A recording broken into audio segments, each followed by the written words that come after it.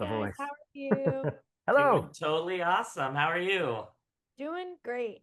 So to start, this is gonna sound like I'm blowing smoke, but I'm not.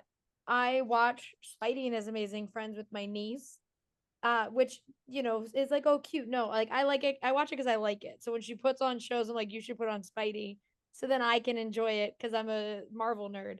So this show is exciting because it's like she gets to meet Riri, she gets to meet uh Amadeus, and obviously Tony, who she met in that other show. So I wanted to ask you guys, how is it kind of continuing to educate these kids on all of these characters and having them have their own lore? Because I've noticed she started to correct me on Spider-Man things, and I'm like, you're incorrect. But I know with your show that's what's the truth, but that's not actually the truth. Best It's question yeah. yet. It's pretty cool, all right. Like we kind of like how you talked about already. Like it's an amazing and just ridiculously mind-boggling joy that like we are tasked, James, myself, and our wonderful, wonderful crew, where it's like, hey guys, you want to introduce Iron Man and Ironheart and Iron Hulk? Do you want to introduce us to like this whole new group of generation of fans that don't know what this stuff is yet? Like I think obviously the MCU, like it shot Iron Man to like household name status, Mm. and the heroic ending of Endgame and all that, and to be in this opportunity where the timing was just kind of strangely perfect, where it was like, oh, we could really use Iron Man right now, and so the timing was just perfect for that. Spidey is a huge success. It really fostered this wonderful relationship with Disney Junior and Marvel, and it just felt all the pieces just kind of came together so naturally, and it was a no-brainer to do this and to again like to in a roundabout way, getting back to the initial part of your question, like yeah, like who getting to collaborate with Marvel and with Disney and decide like which characters were the best characters for this universe to like showcase to young audiences was just a super fun challenge because you've got like what works from Tony Stark, the adult version that we all know. Like, what are the best parts about him that we can create a kid character? He's a super genius, and he wants to make his world the most awesome place it can be. Okay, that's great. So who else? We got Riri Williams. She's a genius who wants to make her world the most awesome place it could be. And then it's just kind of like, again, like pieces falling in place. And we think about all the other characters. And we have Amadeus Cho, super genius who wants to make his world the best it can be. And it's like, and that's it. That's the show. Like that's the message of the show is like, obviously like we're all geniuses in our own way. Like we're all geniuses, just like we're all geeks and nerds and stuff in our own way too. But like, we all have that power inside of us, and we all have what it takes to make our world the most awesome it can possibly be. I don't know if that answered any of your questions. That was a really rambling tangent sort of thing I went off there, but You nailed you nailed it. Well, I wanted to ask you guys too, one of the things I really love about Spidey, and it kind of continues in this, is that like adults have something to enjoy in these shows. Like my millennial self, when I heard that Fallout Boy was doing the song for Spidey and His Amazing Friends, I was like, hold up. I was like, why do they get the cool Spidey? Like, not that our Spidey thing was bad, but why do they get the cool one? So, what for you guys is the most exciting thing that you guys got to throw in there that is an Easter egg that like adult fans of Marvel are probably going to like be obsessed with, but these kids are going to be like, I don't know why everyone's really into this thing. That's a good question. We have so many little Easter eggs, little nods to both things in the MCU, classic things from the comic books. Uh, I love the iconic MCU moment of Robert Downey Jr.'s Iron Man like chilling in the donut. Mhm. Chilling in the donut, right? So that was probably one of the first things Sean, you and I talked about was Yeah, like yeah. we have to have the donut. Like it has to be there. And so it's even in our main titles, they fly right through the donut as they're going through the main titles. And we actually have storylines with the donut. It's silly and ridiculous, but it's also very much like how we like to tell stories. So stuff like that like a kid will just recognize that that's a donut, but the adult fans will be like, oh, that is clearly a reference to this Mm. moment, to this idea.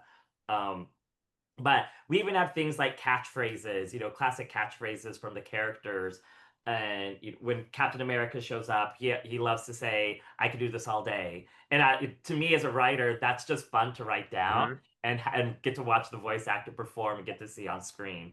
Um, but beyond that, it's really the fun of these different characters that we have access to, that we're writing, and getting to see them play off of each other, getting to see the cool action. And for the kids, this will be their first time they're meeting a lot of these characters, they're seeing these characters.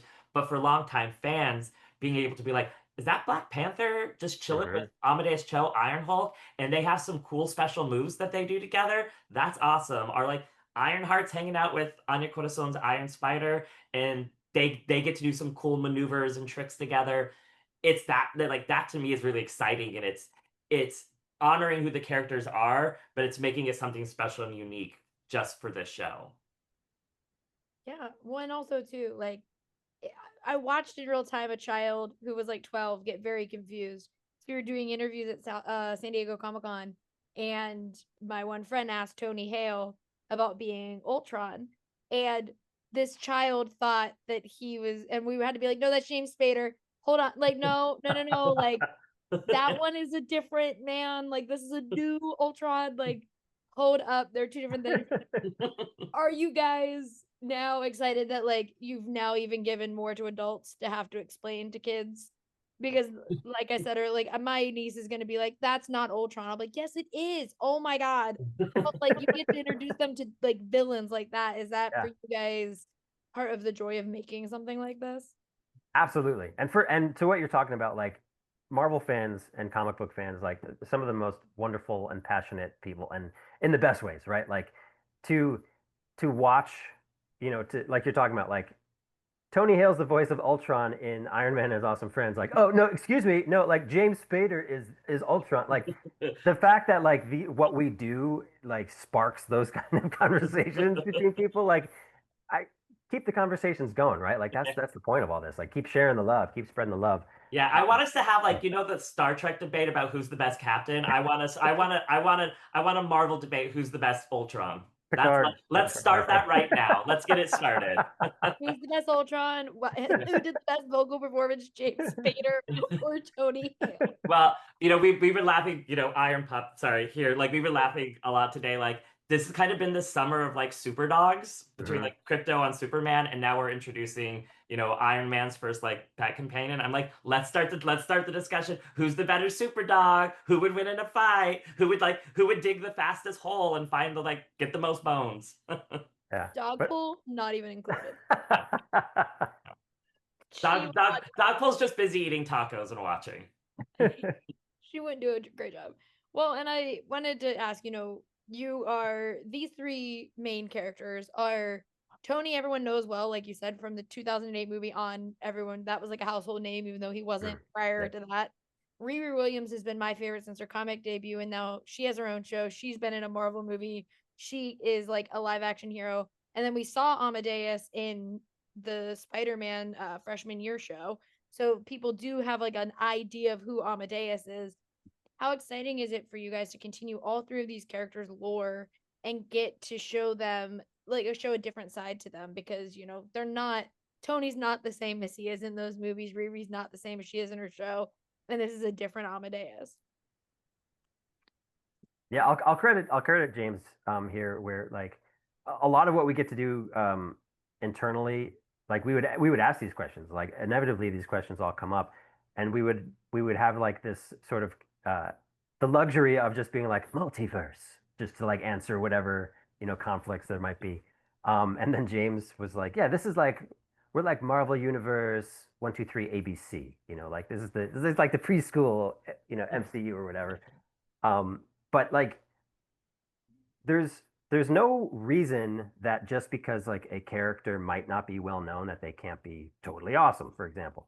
And so what we touched on a little bit earlier, like we just really wanted to first create a trio of kids, like put the hero stuff aside, like in the suits aside, like we just wanted three characters that could play really well off of each other and offer three very unique and different and equally helpful and positive points of view on the world and problem solving and friendships and when we when we chose who we chose, like the dynamic just clicked, and then we cast the voice actors, the kids that voice these characters are these characters, and so it just makes the process like every step of the way, it's just this sort of beautiful evolution where like we've had this thing and we've passed it to the next person, and then they've like, whoa, they've added their love to it, and then that gets passed to the next person, and then it's just like, whoa, this next little bit of love and awesomeness, and it keeps going. So by the time that audiences see it, for us that's the most frightening part of it, because that's the one thing that we have no control over, is what audiences think about any of this stuff. But we just we stay true to sort of our beliefs, in that like with ourselves and our writers and our crew and everybody involved, like just make this thing out of love, like put love and passion and joy into what we're doing, and kids are going to get it and parents are going to appreciate it, and it's going to turn into this awesome thing. So hopefully that's what we've done here, and it sounds like you're liking what you're seeing. So Yeah, definitely. And for my last question, I wanted to ask you guys, because one of my favorite things about this show versus, like I said, I love Spidey and his amazing friends. Spidey's my guy, but those are three characters that we don't ever really get to see interact with each other because they are from different universes in the comics. mhm. So that show is kind of like an odd, like fun thing, like the animated movie, because whatever. These characters, though, do interact with each other in the comics. And so it's very fun to kind of see them as kids in this way. But that means there's a lot of characters that are part of all of their stories. Is there any character that you guys are like, all right, well, in the future, we do want to bring in this guy who's been in all three of these characters' comics? This is always Yeah. such a fun question. We are so lucky because we already have such a great cast, right? We have Black Panther, we have Sam Wilson's Captain America, we have Iron Spider, Anya Corazon, and so like we're already just having so much fun playing with these characters and having them play off of each other. We've got Vision. We have a lot of other characters that we would love to be able to talk about, that we can't say anything about, but they are coming. And I think to me, that's the most fun, is that like there are these other Marvel just has so many great characters, and to be able to pull from them and build out the roster and build out the team, and each one of those characters comes in, and it's been fun because our characters have such a different power set than the power sets on Spidey, and every one of the characters that we bring in has such a different power set from an Iron Friend, right? So it's really cool to see, how Mhm. Black Panther and Iron Hulk have powers to like their powers work together, and to me. So without, because I can't say too much, or I might give away what's coming down the pike. A big hook just pulls you off Yeah, I'm camera. like, oh, um, The Disney machine just shuts the Zoom off. yeah. But that's to me more than the characters that I would like to work with. It's just the joy of the characters we have had the chance to work with, Yeah. and the fun and the voices. Yeah, it's just been such a treat. And as a lifelong comic book fan, as a huge massive nerd myself, like getting to play with these characters and tell their stories is a dream come true. Yeah. Well, I long for the day where my niece and subsequently me watching these shows gets a Wanda. And so thank you guys so much for talking with me today. I really appreciate it, and I Thank can't wait you. for everyone else to get to see Iron Man and his awesome friend. Yeah, Appreciate thanks it. so much, Thanks so Rachel. much. Thank you guys. Have a Lovely great talking one. with you. Yeah. Thanks.